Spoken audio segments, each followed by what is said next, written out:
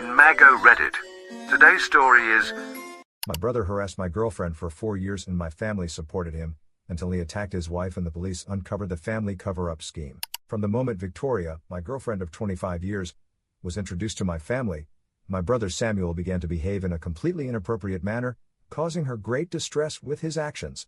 He literally pushed our mother to be the first to embrace Victoria, holding the embrace for an excessive time until she had to physically back away to free herself. During dinner, he constantly looked for excuses to touch her arm or shoulder, telling meaningless jokes considering they had just met, and even repeatedly intruded between us to sit next to her. He completely overstepped the mark when he tried to feed her food with his own fork while staring her straight in the eye. Victoria was visibly uncomfortable, but she kept her composure and remained polite, as it was our first family gathering and she didn't feel confident enough to say anything. Throughout the evening, Samuel continued to tell embarrassing stories about my childhood, twisting them to make me look completely incompetent. He even made up a completely false story about how he supposedly had to rescue my high school girlfriend from my alleged emotional abuse, something that never happened.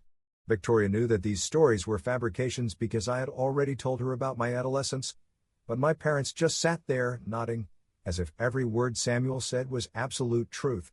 After dinner, the situation worsened considerably. Victoria, always polite, offered to help with the cleaning.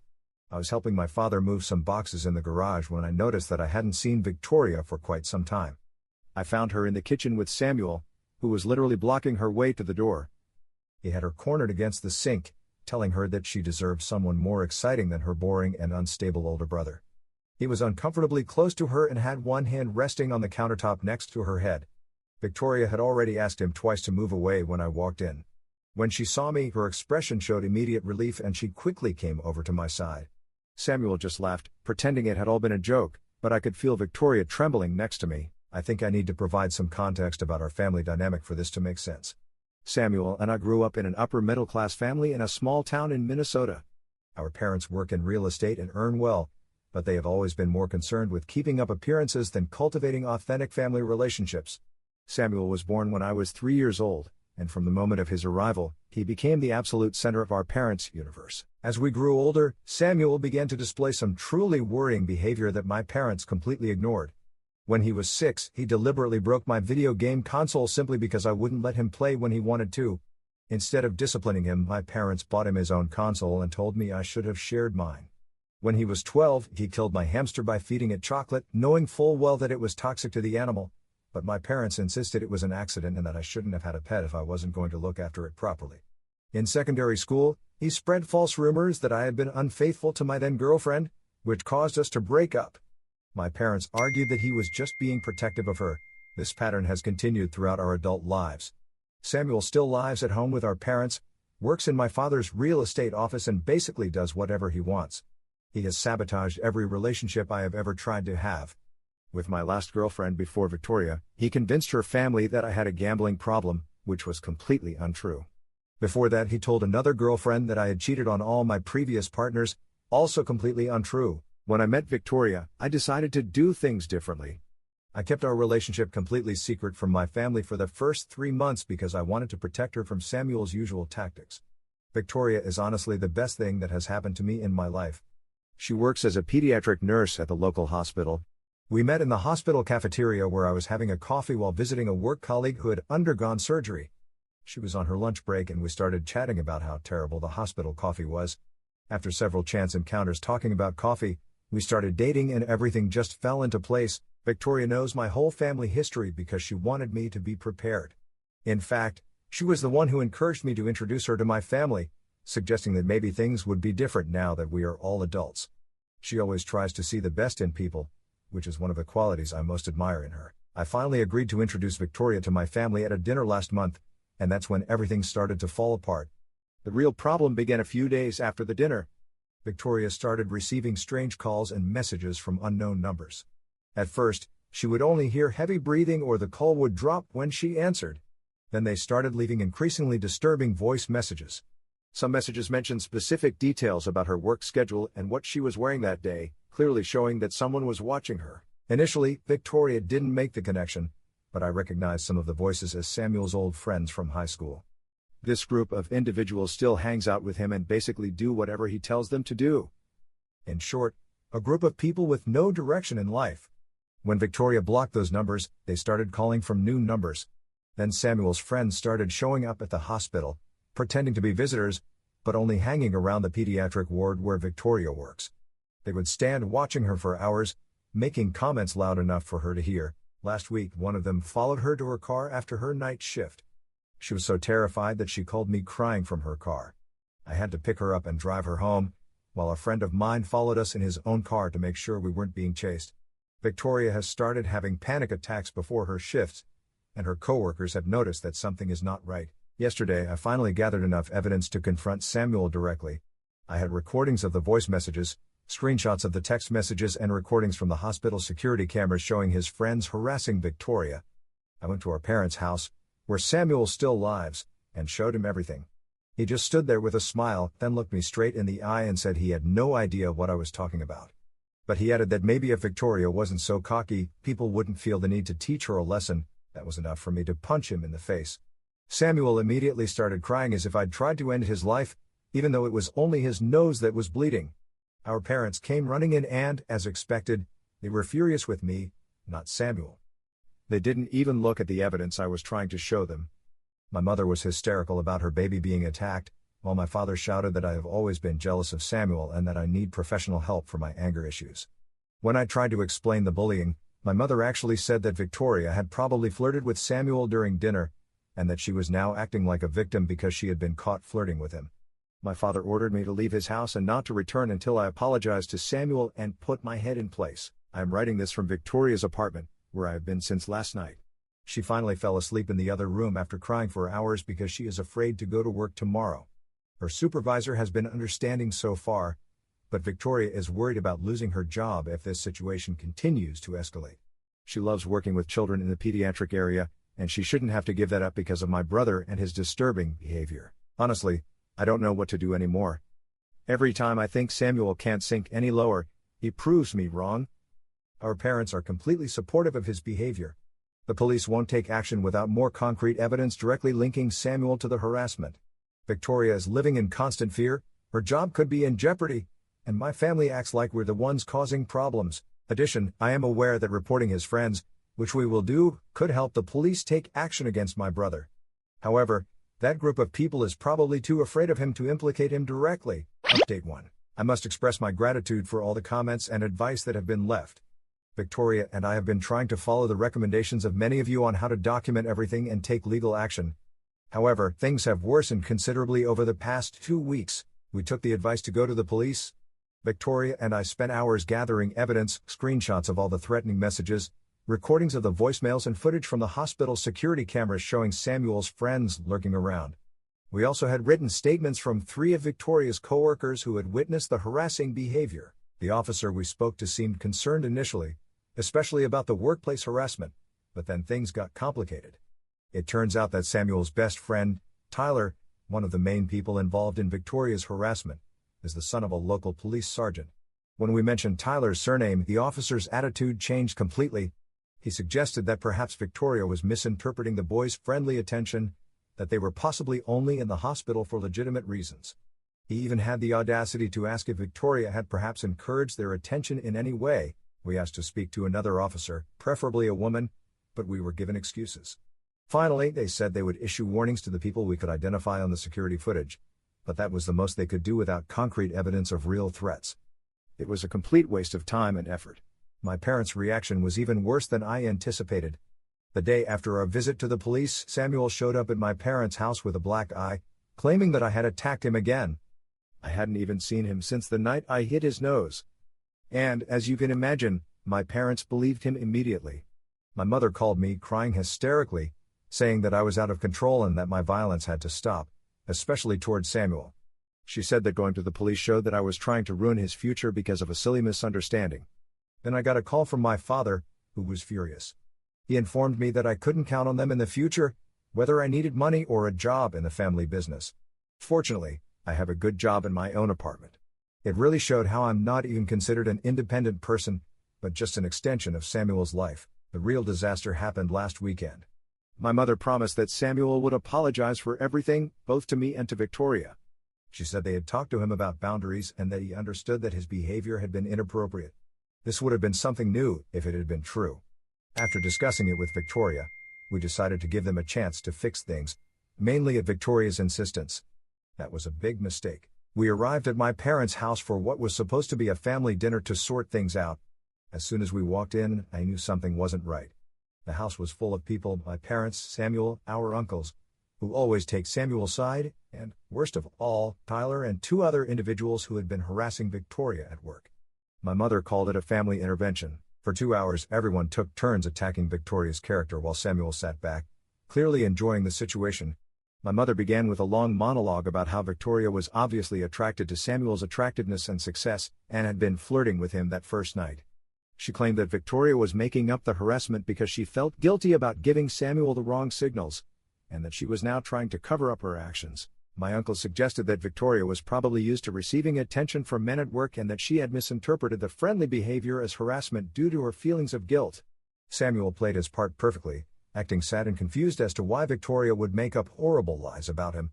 He kept saying things like how much he had hoped to have a sister-in-law and how sad he was that she was trying to turn me against him. Tyler and his friends backed him up, swearing that they only went to the hospital because they were visiting Tyler's supposedly sick grandmother, even though they apparently moved between different floors every day. The worst was when they started questioning Victoria's mental stability. They mentioned that she sometimes works night shifts, suggesting that perhaps the lack of sleep was making her paranoid. They talked about how stressful it must be to work with sick children, implying that maybe she was projecting her work stress. My mother even had the audacity to recommend a therapist who could help her. Victoria initially tried to defend herself, calmly explaining the bullying and showing them the text messages and voice messages again, but they talked over her, dismissed her evidence as misunderstandings, or suggested that she had somehow provoked everything. When Tyler started to describe in detail what Victoria had been wearing on specific days at work, showing that he had been keeping an eye on her, my parents acted as if that was evidence that Victoria was trying to attract attention. The situation became unbearable when they invited Tyler and his friends to join us for dessert, saying they wanted to show us what good boys they really were. Victoria started to have difficulty breathing and had to leave the room. When I tried to go after her, my mother grabbed my arm and told me it was time for me to choose between my real family and a girl who was obviously unstable and trying to cause trouble. I chose Victoria. We left immediately and I haven't spoken to my family since that night. Samuel's friends have become bolder in their harassment, now spreading rumors in Victoria's workplace that she is mentally unstable and has a history of making false accusations. Her supervisor called her in for a meeting yesterday to discuss concerns about the drama at work. Although he seemed sympathetic, he warned her that all this disruption was starting to affect her work performance and suggested that she consider transferring to another department in the hospital. We have hired a lawyer who is helping us obtain restraining orders, but it is a slow process. Victoria has been looking for positions in other hospitals, and one of her former colleagues has offered to help her find work in a hospital in a city about 300 kilometers away. I hate that we are forced to consider such drastic measures, but I can't bear to see Victoria so scared and constantly stressed. Now she cries before every shift and has lost weight because she is too anxious to eat. Honestly, I don't know what to do anymore. Every attempt to handle this reasonably has failed. My family is completely unreasonable. The police are useless, and I feel like Samuel is winning this battle. Update 2. I wish I had better news to share, but everything has completely deteriorated after what happened at my cousin Jolly's wedding last weekend. I've taken a few days off before sitting down to write this update. The only positive thing about this nightmare is that it ended with Samuel in handcuffs and our family permanently divided. First, some context. Jolly has always been the only member of the family, apart from my grandfather, who doesn't believe Samuel's lies. When we were children, she caught Samuel abusing her cat and told everyone, but my parents convinced the family that she was lying for attention. Jolly never forgot and has been firmly on my side throughout this whole situation with Victoria. He even wrote a detailed statement for our lawyer about Samuel's behavioral history. When Jolly sent us the invitation to his wedding, Victoria and I were hesitant to attend, but Jolly called us personally, promising that he had only invited Samuel because his parents insisted and that he had hired additional security specifically to keep an eye on him.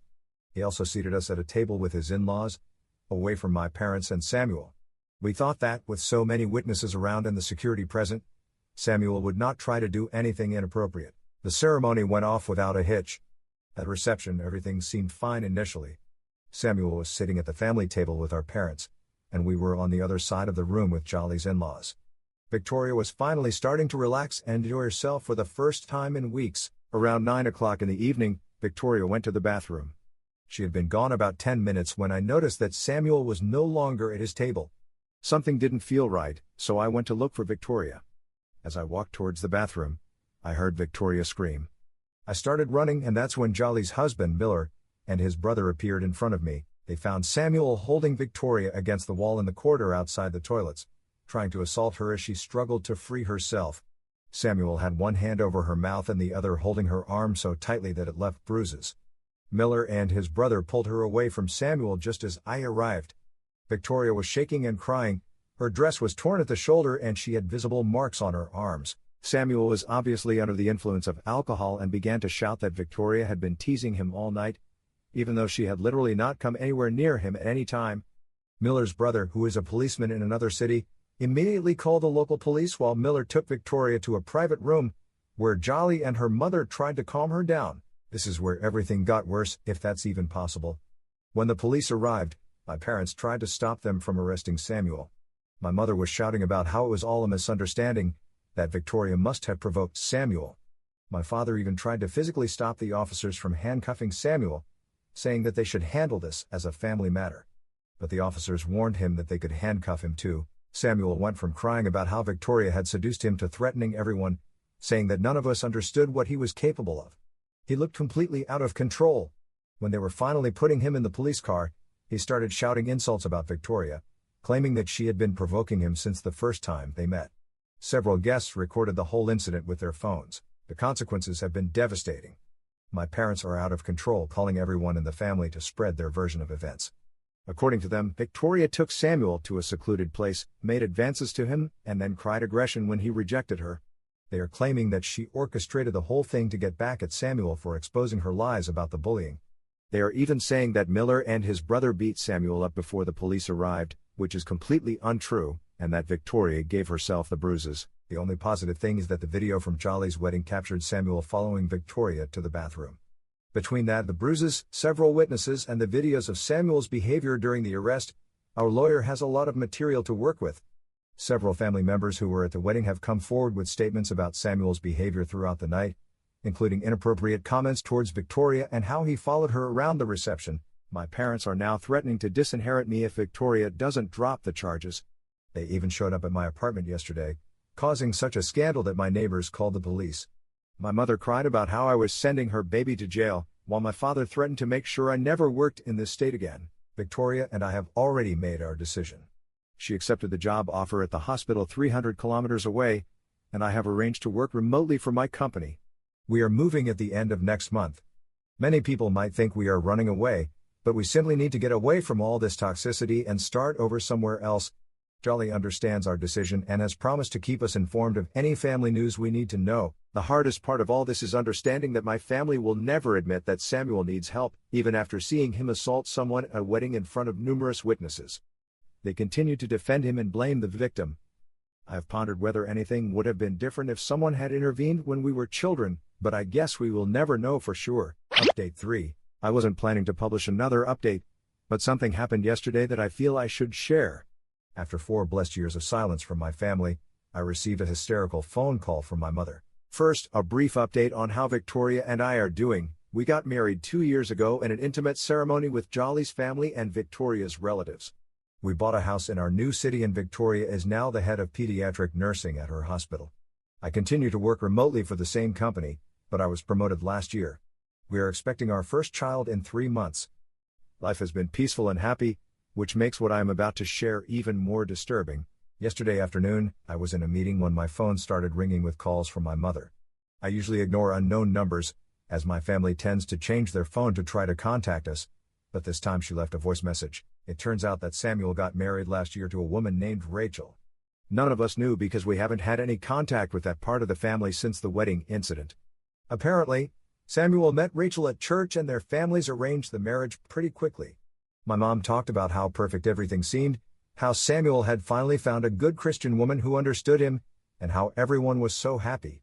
Until last week, last Thursday, Rachel's coworker called the police after Rachel missed 3 days of work.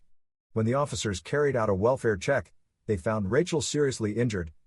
She had 2 broken ribs, a broken wrist and bruises all over her body. But here's the part that really shocked me. When the police investigated, they discovered that my father had been helping Samuel cover up the abuse for months. Rachel finally broke down and told the police everything. Samuel had started beating her just 2 months after the wedding. Every time she threatened to leave or tell someone, my father intervened, using his connections in the real estate business to put pressure on Rachel's family about her mortgage, or threatening to get her fired from her job at one of his friends' companies. He even convinced Rachel's parents that she was mentally unstable and making up stories about Samuel, using the same tactics they used against Victoria. The final incident occurred because Rachel got a promotion at work that would have given her financial independence. Samuel completely lost control and hit her so hard that she couldn't go to work. When she called my father for help, he told her to get some ice and remember your wedding vows. It was then that Rachel's co-worker intervened and called the police. Both Samuel and my father were arrested, Samuel for domestic violence and my father for witness intimidation and conspiracy. My mother wanted me to go back and help sort everything out. According to her, Samuel and my father needed my support and Rachel was obviously exaggerating things just like Victoria did. I lost my temper. I called her and told her exactly how I felt, that this whole problem was a direct consequence of her actions. My mother completely broke down, saying that now she realized that they should have done something sooner. She admitted that she and my father always knew that Samuel had problems, but they thought they were protecting him by covering everything up. Too late for those reflections. I hung up and blocked her new number. Jolly called me later to provide some additional details. The police are also investigating other possible victims, as several of Samuel's ex-girlfriends have come forward with similar stories of abuse and harassment.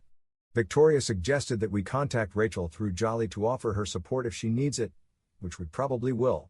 Victoria pointed out that she was lucky to have support when dealing with Samuel, and Rachel might need someone who understands what she is going through. Some people might think I'm being insensitive to my mother, but I've learned that allowing toxic behavior only leads to more victims. My family had countless opportunities to change and chose not to. Now they can face the consequences of their decisions without my help.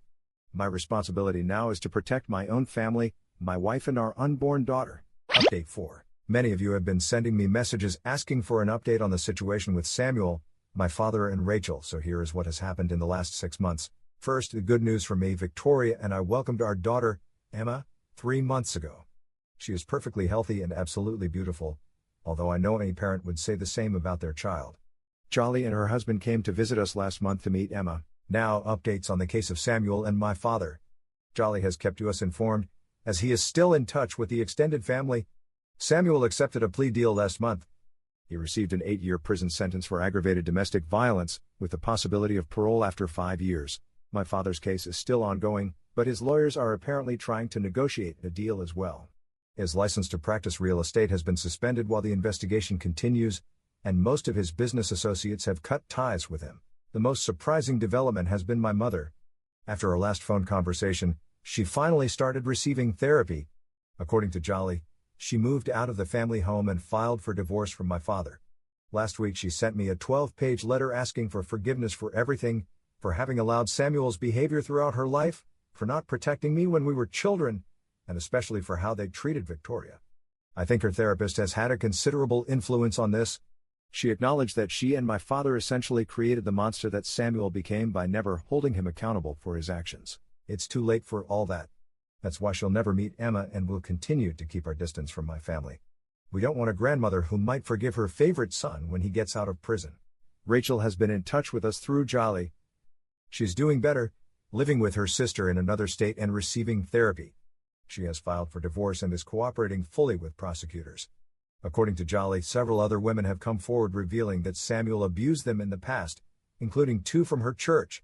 The police are also investigating these cases. Rachel's parents have been incredibly supportive since the truth came out. They are even now working with domestic violence organizations to help other families recognize the signs of abuse and manipulation. The extended family has basically split into 2 camps. Most of the younger relatives and cousins are on our side and Rachel's, while the older generation keeps looking for excuses for Samuel and my father. Jolly's mother, my aunt, started a family therapy group for relatives who want to understand how things got to this point and how to improve the situation for the next generation. As for Victoria and me, we are concentrating on our daughter. Victoria returned to work part-time last week and has been promoted to Director of Pediatric Nursing. I am still working remotely, but I could start my own business. We have built a wonderful community here with great friends and a family we have chosen. Update 5. I owe you at least one more update. as many of you were concerned about what might happen with my father and his own trial. I also wanted to answer other questions, such as what happened to my brother's bullying friends. My brother's aimless friends have continued down the same path. Tyler, the worst of them all, has been using substances for years and lives in an abandoned house with other people in a similar situation. His father took early retirement after the whole thing came to light, as he was one of those covering up this and other problems in that group. I know he has tried to provide help for his son, but he usually escapes from these rehabilitation centers and returns to those houses to continue with his addiction. The rest of the group are in similar circumstances. Either they live in precarious conditions or they are functional addicts who spend most of their time in bars.